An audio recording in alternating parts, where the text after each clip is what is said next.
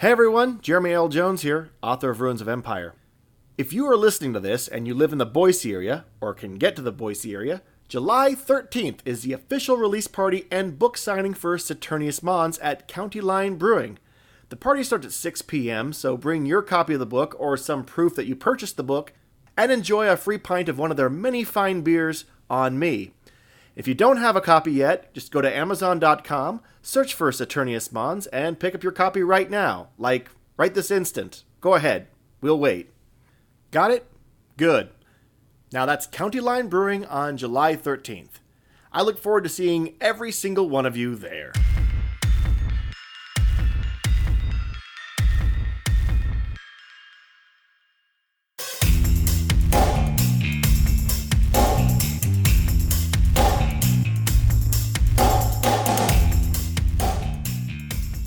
You are listening to Ruins of Empire, Saturnius Mons, Book 1 of the Ruins of Empire Project, a serial podcast novel by Jeremy L. Jones, read by the author and Tyler Murphy.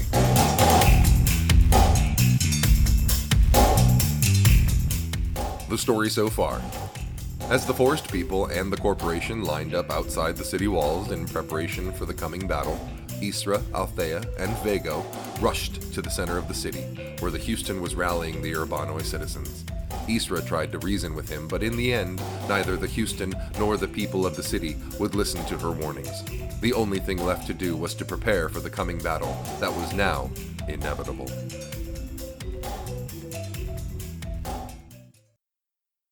Chapter 15. The initial attacks against the corporation were little more than terrorist actions. Guerrilla warfare perpetrated by a handful of radicals in order to lure the mercenary stormtroopers into an unwinnable war.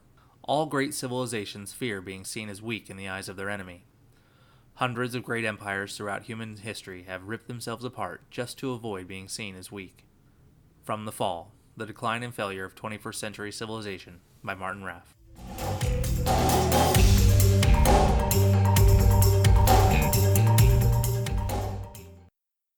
Viekko stood atop the wall again, looking out over the grassy plains. In the sky over the trees, the sun crept behind the rings of Saturn. The refracting light caused a kind of surreal shimmering effect across the field below. A whole army gathered there now, at least 1,000 Marines and Perfunduli warriors by Viekko's estimation, standing in formation in the open field. The Perfunduli units were easy to pick out. Their rough, brown clothing and loose formations stood out in stark contrast to the tight lines of the Marines in the corporation blues that surrounded the railguns. The Perfunduli warriors made up the front lines and were organized in groups of 100 or more. They lined up in several formations 20 wide and 3 or 4 deep. Viekko saw the glint of metal from the peasant guns in the formation that stood front and center. The rest had spears and bows and arrows, the same types of weapons Viekko saw on the dead outside the spaceport. Looking at the way the army amassed outside the gates filled Viekko with a kind of sadness. Whatever they had done to the people of the city over the years, whatever needless slaughter occurred over the centuries between these two people, nobody deserved this. The Marines were using these people as sacrificial animals. To them, they were just hunks of raw meat to be thrown into the grinder of war, so that a handful of people, sitting in gleaming towers of metal and glass, could reap the rewards. He was quickly taken with the urge to protect the Perfunduli armies along with the city. But with what army exactly? He glanced back on the city side of the wall. The Houston's people gathered behind the gates. Not just soldiers, but ordinary citizens arrived in droves to wait anxiously. Viekko had seen them on his way to the wall. The deadliest thing any of them carried were short blades and clubs. Most carried bola snares and nets. This wasn't even bringing a knife to a gunfight. This was showing up at a gunfight with a sack and hoping somebody falls into it. Viekko was on his own out there, and that meant that he needed to focus on the biggest threat and work down. The relatively small platoon armed with the peasant gun wasn't the problem right now. With the right show of force, the untrained warriors would likely panic and flee. The railguns were another issue. He could clearly see 4 of them now, just a few hundred meters from the trees. They were well behind the lines of native soldiers and guarded by tight groups of corporation Marines. They wouldn't expect the battle to break past the front lines, which, to Viekko's mind, made them vulnerable. Viekko became aware that someone was climbing the stairs to the top of the city walls. He turned around to see Althea approach with a downcast, solemn expression, as if she were walking up to view his corpse at his funeral. She gave Viekko a soft little smile that made his heart beat just a little faster. "You come up with a plan, then?" Viekko turned back to the armies gathered out front. "Yep. Charge out, single-handedly rout the army, save the day, and be back in time for pie. There will be pie, right?" Althea approached the parapet. Her brow furrowed when she saw the army massed outside. "They are just lined up out in the open." Viekko adjusted his hat. "Carr must be in charge. Laban strikes me as the type that would wait and shoot an unarmed man in the back. But Sergeant Carr? If he's got strength in numbers, he damn well wants to show it." Some commotion within the Perfunduloi army caught Viekko's eye. A few runners sprinted from formation to formation, and wherever they went, the ranks of warriors tightened. From this vantage, it was like watching the muscles of a predator tense as it readied itself to pounce. Viekko knew that his body should be flooding with adrenaline. His muscles should be tensing, and he should be basking in the rush of fear and anticipation. Instead, he felt nothing. "Althea, you should go," said Viekko, surprised at the monotone in his own voice. "But before you do, I need to ask you a favor." "Sure," said Althea in a low, comforting tone. "I need another shard of Triple T." Althea rolled her eyes. "Really? Is that all you can think about right now? More drugs?" "Triple T makes me sharp. It makes me fast. How I move, how I react, and how I think. Everything happens at a lightning pace. When I'm on the T, it's like the rest of the world waits for me. I ain't gonna survive down there without it." Althea grabbed Viekko by his broad shoulders and turned him around so she could look into his eyes. "You will be fine. You hear me? This is the first step. Once you realize you don't need that horrible stuff anymore, you can start getting better." Viekko started to protest, but he heard a distinct sound in the distance. Those railguns took a few minutes to heat up and build enough charge to fire. During that time, the gun made a high-pitched whine that was almost beyond the range of human perception. The attack was going to happen at any moment. Viekko grabbed Althea by the arms and started to lead her to the stairs. "It's too late. Get down now. Run back to the pyramid. If this goes bad, you will need to get Isra and Cronus somewhere safe and get them out of the city. Go, now!" Althea looked like she wanted to argue, but she glanced at the army outside the gates and did as she was told. Viekko watched her descend the steps out of sight. Viekko stretched his arms. He could feel the arrow suit underneath his clothing, pulling his muscles with every movement. It was a device made to feel like he was still on Earth, but it had its limits. Viekko backed up on the platform as far as he could. Hopefully Althea was right about him and the Triple T. He took a running leap off the edge of the wall. He sailed through the air in a wide arc. That was the first limitation of the arrow suit. It could compensate for Titan's lack of gravity, but it couldn't change it. On this planet, he could still move like a superhuman. He landed and rolled on the soft ground. He didn't pause, but ended back on his feet and started sprinting as hard as he could. The suit tore at his muscles, trying to resist them. It felt like sandpaper being run underneath his skin, but he pressed forward as hard as he physically could. That was the second limitation of the arrow suit. It could keep a person born on Earth on check on Titan, but Viekko wasn't born on Earth. He had grown up on a planet that had a fraction of the atmosphere that Earth did, and Titan had twice the oxygen of Earth. His muscles worked harder and more efficient than they ever had in his life. The suit could compensate for your average sedentary engineer, but not for a Martian warrior. He saw a rock poking up among the grass and ran towards it. He sprinted to the top, pushed off, and caught incredible altitude. He realized, at the height of his arc, that he had miscalculated his jump. He had hoped to get high and far enough to clear a group of Perfunduloi warriors. He could land, roll, sprint, and jump again. The third jump would get him close to the first railgun. Instead, he realized he was about to land, right in the middle of those warriors. He fell into the middle of the group, knocking over a few warriors as he rolled. He used the momentum to get to his feet and found himself face to face with a visibly surprised Perfunduloi man. For just a split second, the two men looked into each other's faces. The warrior had a scraggly beard and long, unkempt hair. If Viekko imagined what humans looked like before cities, agriculture, and civilization domesticated them, this is what he would have pictured. Before either could act, a deafening boom drew both men's attention. Viekko glanced back at the city to see a projectile from one of the railguns rip through the high, gray city walls like a bullet through tissue paper. In an instant, a whole section of the wall disintegrated into a spray of dust and rock. Behind that, a crumbling building shuddered and collapsed. Viekko could only imagine the chaos behind the walls now. Those weapons really could level the entire city in a matter of minutes. He turned and slugged the Perfunduloi man in the face. The native warrior fell to the ground, and Viekko started to run for the railguns. A couple of warriors tried to stop him, but Viekko moved with a quick, graceful ease that didn't even break his momentum. He hit the first man with a right jab in the sternum.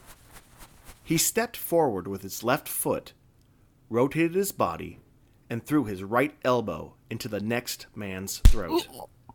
A third made a motion towards him, and Viekko simply lowered his shoulder and ran at full speed. Viekko easily plowed through the warrior, who rolled off into the grass. It was only a few seconds since the railgun fired, and Viekko was sprinting in open ground. He reached a rounded rock and used it as another launch point. This jump was much more accurate and would bring him just a few meters away from 10 Marines clustered around the artillery weapon. At the height of his jump, he drew his guns. The Marines were so focused on the weapon and the walls ahead of them that they didn't see Viekko flying in the air toward their position. He only had a few moments before they did. Viekko started firing. The first few shots were well aimed and hit at least 4 of the Marines, 2 of them fatally. After that, Viekko just started emptying the clips. These shots were not intended to injure as much as they were to cause confusion and fear and to keep the Marines off balance until Viekko landed.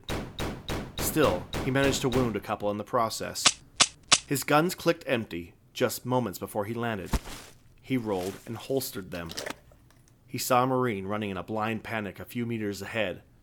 At the same time, the soldier saw Viekko and raised his assault weapon to fire.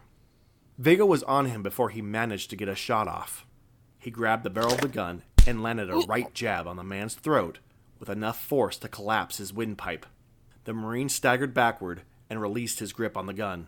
Viekko followed up by clubbing the man across the head with the butt of the rifle. Viekko shouldered the weapon and moved forward. The Marines around the railgun were just starting to recover from the attack and swarmed around with their own rifles raised. Viekko saw them first, and he had time to aim and fire his weapon. 3 bursts of automatic fire took down 1, 2, and then a third Marine. Viekko crouched in the grass and watched the railgun. The immediate area was clear, although he did see a few Marines retreating into the distance. Corporation military was famously easy to break. They looked tough, but when bullets started flying and blood was shed, they ran. The corporation paid them enough to walk around with a big-ass gun looking tough. It didn't pay enough for people to put their lives on the line. Still, there was the occasional misplaced hero. When Viekko approached the back of the railgun, he found a young man cowering behind it. Viekko figured he'd pinned him down, and the soldier was still there out of fear. When Viekko got close, however, the man pulled his field knife and lunged at him. The blade clanged against the barrel of the gun, and Viekko jumped back. The man pressed his advantage and slashed for Viekko's chest. The Martian used his assault rifle to block the attack, but the force caused him to lose his grip on it. The man went to slash again, but this time, Viekko was ready. Before the soldier could lunge, Viekko grabbed his wrist and broke the man's arm above the elbow with his other hand. The Marine yelled in pain, and Viekko snatched the knife away and plunged it through the man's rib cage. The soldier looked shocked, and then his eyes rolled back into his head, and he fell. There was nobody around the railgun anymore, but it was hot and ready to fire. All it needed was a target. Viekko pulled the gun around, pointed at the next railgun over, and fired. The sonic boom was louder than a shuttle launch. The artillery kicked so hard that it pushed Viekko to the ground and knocked the wind out of him. The shot was a direct hit. Viekko got up and smiled as the second railgun disappeared in a plume of dirt and debris. Pieces of the weapon rained down around the field, along with some pieces of the soldiers around it. There was no time to celebrate his victory. He got this far by the element of surprise alone. That had just been blown apart as spectacularly as the railgun. He picked up the assault rifle and emptied the rest of the bullets into the electrical components. They exploded in a shower of white-hot sparks. It was unlikely that this gun could be repaired with the limited resources available on Titan. That was enough. 2 guns down, 2 left. He grabbed some clips from one of the dead soldiers, reloaded the rifle, and stuck a couple more in his jacket pocket. It was safer to move through the forest now.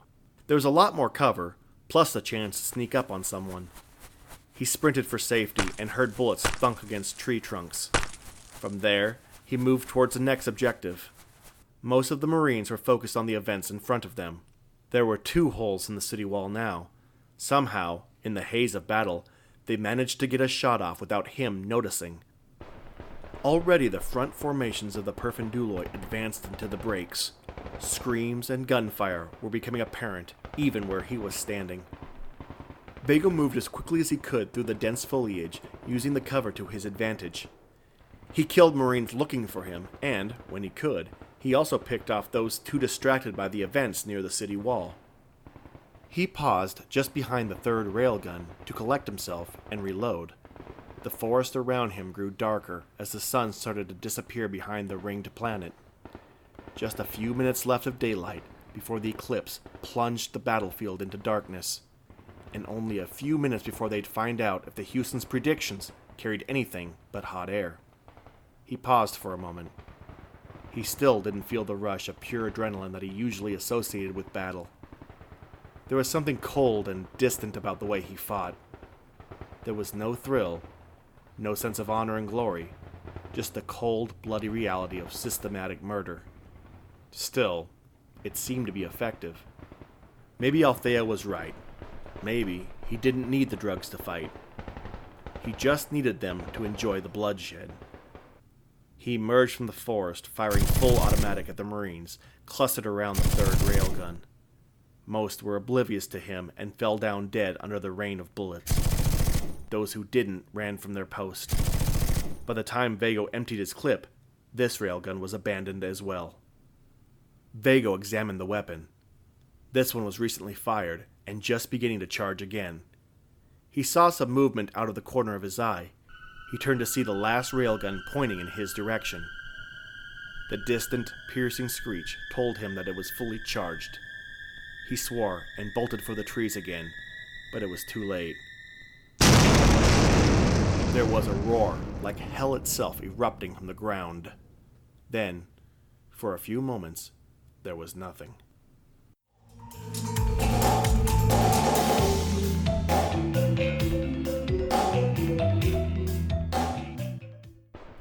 They were standing there. Why were they just standing there? The whole city held their ground in front of the gates that were still closed. Even when the shells from the railguns burst through the towering walls like a bullet through a watermelon. Even as the buildings around them collapsed and showered the crowd with chunks of concrete and steel. Even as the first of the Perfunduloi warriors ascended the rubble and began firing into the crowd, they just stood. Althea rushed into the crowd, gripped with a need to save just a few. Maybe even one. Gunfire echoed between the buildings as she pushed her way through the waiting crowd.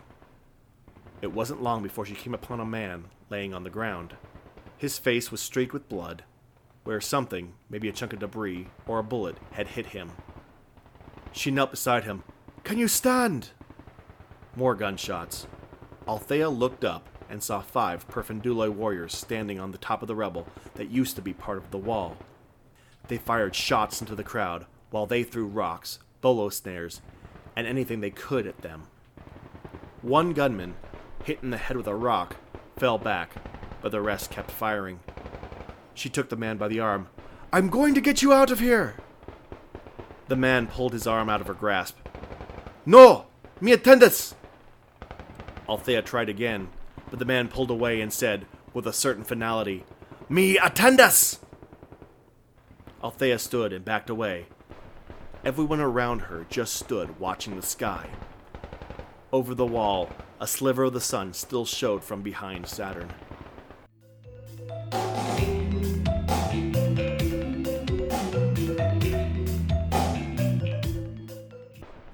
Viekko woke up looking at the orange clouds of Titan. The disk of the sun was almost completely hidden behind Saturn. Gunshots rang in the air all around him.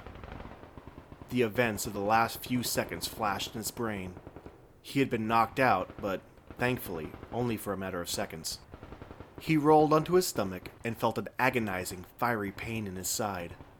He lifted his body just enough to see a blood stain spreading in his clothes and dripping into the grass. He must have been hit by a piece of shrapnel. He wiggled his toes and realized, with some relief, that they were still there. He looked for the assault rifle, but couldn't find it. His attention focused to the gunfire around him. Bullets whizzed in all directions, but no one fired directly at him. In the deep grass, Viekko was invisible and presumed dead. Where the third railgun had been a moment ago, there was a deep, smoldering crater. It was better cover than he had now. He started crawling on his stomach towards it. Every movement felt like he was tearing the wound in his side deeper. He reached the crater and tumbled in. He slid in the wet, muddy ground about halfway into the hole. He flipped onto his back and unholstered one of his handguns and replaced the spent clip. As it snapped into place, a couple of Marines appeared over the lip of the crater. Viekko calmly aimed his gun and fired. He hit both in the head, and they were dead before their bodies slid to the muddy bottom. Viekko maneuvered his way to the other side of the hole so he could peek over at the fourth railgun and its crew. As soon as his head appeared over the top, several Marines fired. He quickly ducked back into the hole, but he continued to hear gunfire from the direction of the railgun. He pulled up his sleeve to look at the display on his aerosuit. By some miracle, it was not damaged. He raised his wrist to his mouth and said, "Call Althea." He waited a moment and heard Althea's voice in his ear. "Viekko, are you okay?" Viekko gulped. I'm hurt bad. They got me pinned down, and I don't think I'm getting out of here." He heard the whine of the railgun charging. Before Althea could respond, he continued, "You and Isra gotta find a way to disable that last gun. If you can't, evacuate the area. Go back to base camp." "Where are you?" said Althea. Viekko winced. "Just do as I say. Forget about me. You gotta take care of yourself." The fading light dimmed to black as the last sliver of the sun disappeared behind Saturn. The rings brilliantly lit the sky, while the gas giant itself appeared as black as a sphere of flint. Another pause, and Althea said, "Viekko, there's something happening."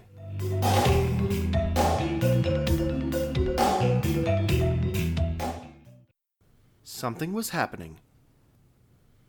Cronus scanned the matrices as, row by row, the numbers changed, and then whole programs shut down. Cronus closed out that part of the program and tried to access new parts of the system. But as fast as he could pull new data up from the servers below, they froze and stopped transmitting. Was there something physically wrong with the server farms? Cronus got up and walked over to the edge of the catwalk. He had gotten used to the soft steps of the acolytes below, along with the small sounds of their work, but now it was completely silent. The acolytes, that seemed a constant fixture wandering the space in between the servers, were absent. Cronus sat back down. It was strange. The maintenance of this computer system was, as near as he could figure, the entire purpose of those people's existence. They were priests, tending to the god of the machine. If something was wrong, why would they leave? The simple answer was that nothing was wrong. Cronus gripped the edge of the chair as the entire building started vibrating.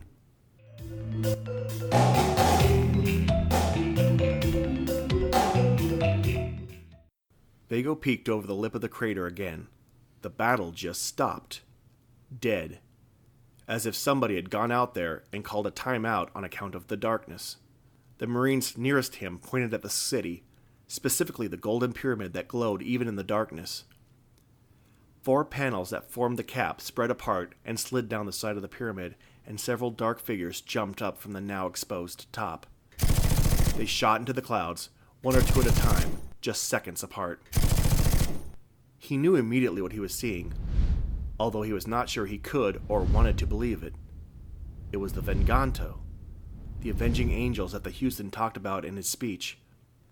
Viekko figured it to be a myth or a story, something to tell the kiddies while tucking them into bed. Don't be afraid, little one. The Venganto watch over us. That sort of thing. The forest people attacking the city seemed to know it too. As fast as they charged the holes, they turned and ran back toward Viekko, back toward the safety of the forest. As they did, he saw the dark figures in the skies overhead, moving so fast that he could only make out flashes of movement against the clouds. They started diving towards the fleeing soldiers, and everywhere they did, flashes of light and fountains of flame erupted. Viekko started to crawl out of the hole, still holding the spot in his guts where the piece of shrapnel hit him. He got up and started stumbling forward toward the city, keeping a low profile so one of those things in the sky didn't mark him as a hostile. The Perfenduloi were running past him in desperation. He shielded his eyes from 2 bursts of flame and ignored the agonized screams from the poor bastards caught in the blast. It was brutal, but it was war. Nobody should ever feel bad about going home after a war, no matter what happened to those who didn't. That's what he told himself as he staggered forward, thinking fond thoughts about a soft bed, Althea's face, and some drugs that would make reality feel a whole lot better. One of the forest people ran at him, but stumbled and fell hard in the mud. Viekko was going to walk right on by until he noticed a bolo snare around the man's legs. He got out of the way just as 3 Urbanoi people, not soldiers, just citizens by the look of them, pulled the man to his feet. One took a club and gave the Perfenduloi man a blow to the gut that Viekko could almost feel where he stood. He turned his head away and kept staggering forward. He tried to focus his mind on rest for his sore muscles, medication for his wound, and maybe a touch of triple T for his mind. Nearby, he watched one of the forest people take a blow to the head so hard he swore he could hear the crack of bones splintering.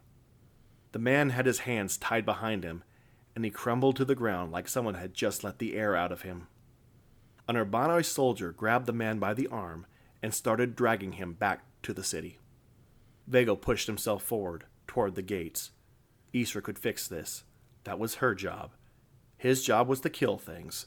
That was what he was good at. Isra's job was to get people to link arms and sing happy songs. And if everywhere he looked on this bloody field, he saw people who had just fought a brave and noble battle, beaten down and put in a slaver's chains, well, that was just the way things were going to be. A jolt in his side reminded him that he was in no state to do anything about it anyway.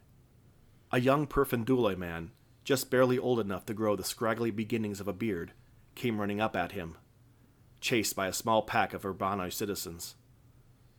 He was wild-eyed with fear and seemed to call out to Viekko.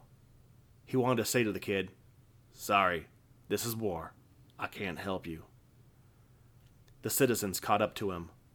One threw his arm around the boy's neck, while another hit him in the sternum with his club. Even through the wails and the din of battle, Viekko heard the boy scream. Viekko limped forward, thinking, "Ain't no good gonna come from me getting in the middle of this. I'll find a way to help you and yours later." The boy fell in the mud. The citizens went to pick him up. "Sorry, kid. I want to help, but..." The citizens pulled the kid to his feet, and he locked eyes with Viekko for one heartbreaking moment. Viekko's mind flashed back to the refinery, the blood-stained concrete, the bursts of scalding steam, and the emaciated forest people running for freedom. Viekko realized why the term rescued had such an unsettling tone. He also realized what the future had in store for this kid if Viekko didn't do anything. Damn it. Fine. Viekko pulled one of his guns from his shoulder holster. If the citizens even knew Viekko was standing where he was, they didn't show it. They just started dragging the Perfundula youth away when Viekko fired off a shot. Then another. Then another. 3 city people slumped to the ground dead, and a 4th gasped in horror and ran. Viekko took the kid by the arm and bolted for the tree line. The pain in his side was so intense that it made him dizzy, and every bone and muscle screamed in protest as they worked against the arrow suit, but Viekko kept running. It was an old cliché. There was no way he could stop the Urbanoid taking who they liked and throwing him to that hell of a refinery to die.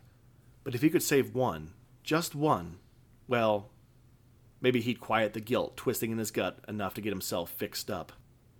Out past the immediate vicinity of the walls, the Venganto mopped up the few pockets of resistance that remained in the field, mostly clusters of Perfunduloi who hadn't made it to the safety of the forest yet. The dark field was lit up by bursts of flame as Viekko dragged the kid to safety. Under the forest canopy, it felt like a different world. The darkness and quiet were all enveloping. The thunderous roar of the Venganto attacks, the screams and war cries seemed a long way off. Viekko stopped to catch his breath and looked at the kid. Even though he couldn't understand a word, Viekko said, "You're safe. Get going." The boy got real scared all of a sudden. He backed away and shouted something at Viekko. "Damn it, boy! Keep quiet! Keep low!" And something crashed down on Viekko's head and rattled his brain inside his skull like a bell clapper. The next thing he was aware of, he was face down in the thick Titanian mud. Someone was sitting on his legs, pulling his arms behind him and tying them with some sort of rope. There was arguing in the native language. He couldn't make it out, but the tempo and volume and the back-and-forth discussion held all the marks of a heated debate. 2 more people, older forest men it turned out, pulled Viekko to his knees and started to lift him to his feet. One Perfunduloi with a spear prodded Viekko's chest with the butt and hit one of his guns in the shoulder holster. "Veja! Almanoi! Guto!" 2 other men reached inside Viekko's jacket and relieved him of his weapons. After that, they all continued to pat him down while the kid he just saved looked at him on the verge of tears. So, that was the way it was going to be. Viekko was a prisoner. He contemplated making a run for it, getting a good sprint and a long jump. Chances were he could do it fast enough that they wouldn't follow. Then, the throbbing pain and lightheadedness came back to him. He was badly injured and was losing blood. When they were finished, the one with the spear prodded Viekko in the back of the leg with the point. Viekko started walking into the darkness of the forest, escorted by the men as their prisoner.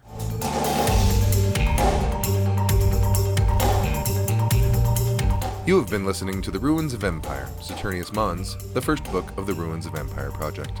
The Ruins of Empire podcast was written by Jeremy L. Jones and produced by Sean Vincent. Cover art was by Nick Martin. Music was Broken Reality by Kevin MacLeod at incompetech.com, licensed under Creative Commons 3.0 license.